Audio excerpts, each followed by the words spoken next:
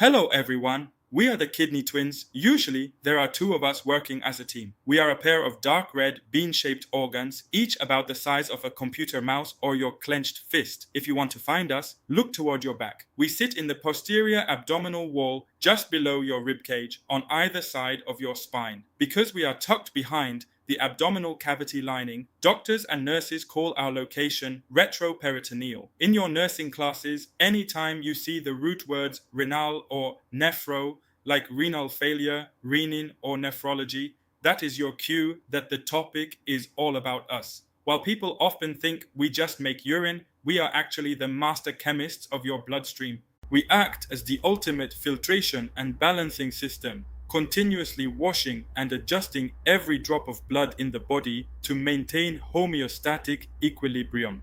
Anatomy, the filtration units. To understand how we clean the blood, you have to look at our inner layers and the microscopic machinery packed inside us. If you cut us in half vertically, you will see three distinct structural regions.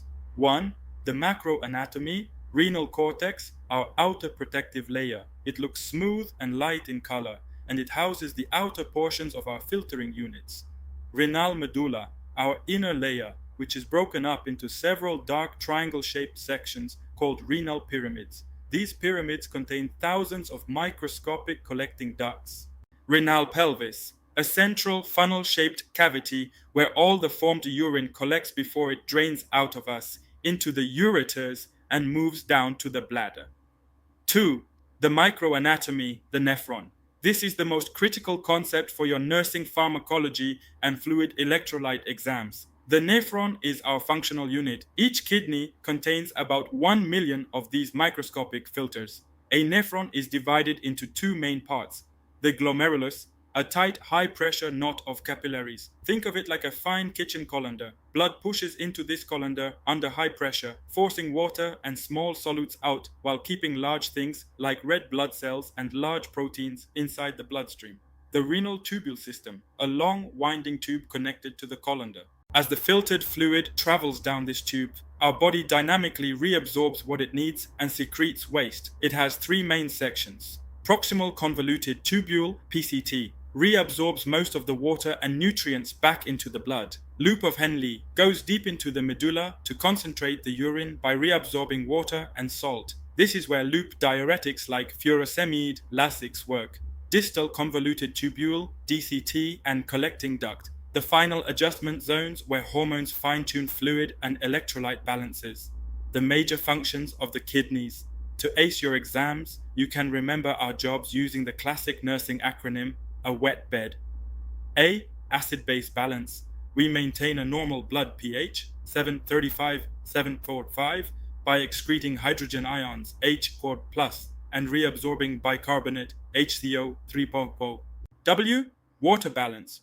We regulate total fluid volume. If a patient is dehydrated, we conserve water. If they are fluid overloaded, we excrete it. E. Electrolyte balance. We precisely filter and regulate vital ions, especially potassium, K+, sodium, Na+, and calcium, K2+.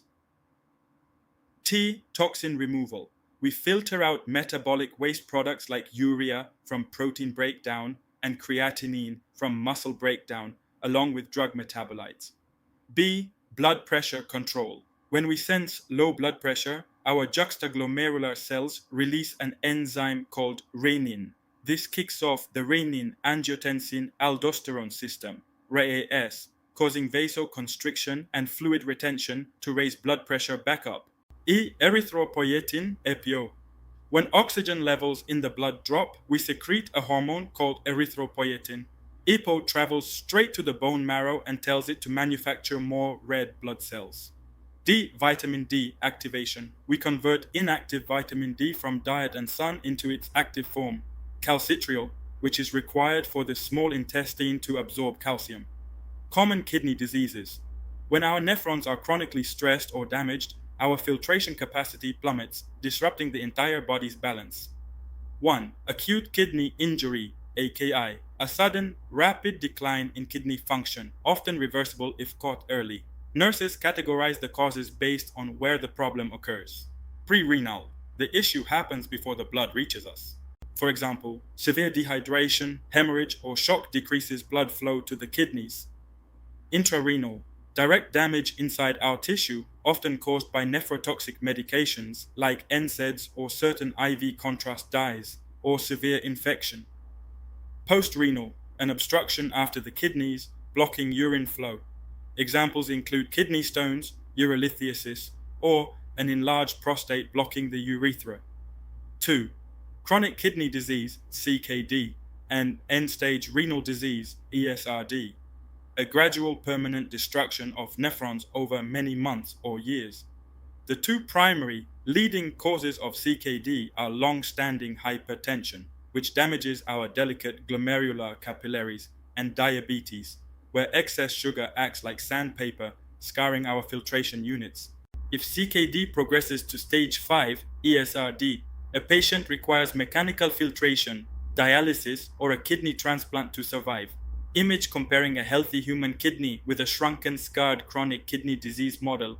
Critical nursing assessment and lab values. As a student nurse, you will monitor kidney health primarily through a few foundational labs and assessments. Serum creatinine.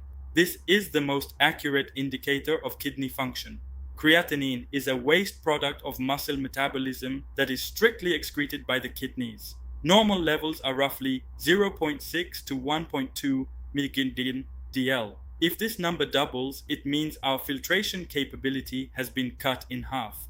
BUN, blood urea nitrogen, measures the amount of urea in the blood. Normal is 10 to 20 mg/dl. Note that BUN can rise due to dehydration or high protein diets, which is why serum creatinine is more specific to actual kidney damage. GFR, glomerular filtration rate, the rate at which our glomeruli filter blood per minute. A normal GFR is 90 mmol/min or higher. In severe chronic kidney disease, this value drops below 15 mmol/min.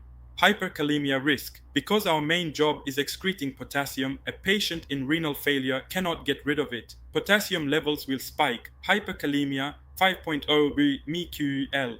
For nurses, this is an absolute emergency because high potassium alters cardiac electrical conduction, leading to lethal heart arrhythmias. Anemia in CKD. If a patient has chronic renal failure, they cannot produce enough erythropoietin. Without that hormone signal, their red blood cell count drops significantly, causing chronic fatigue and anemia.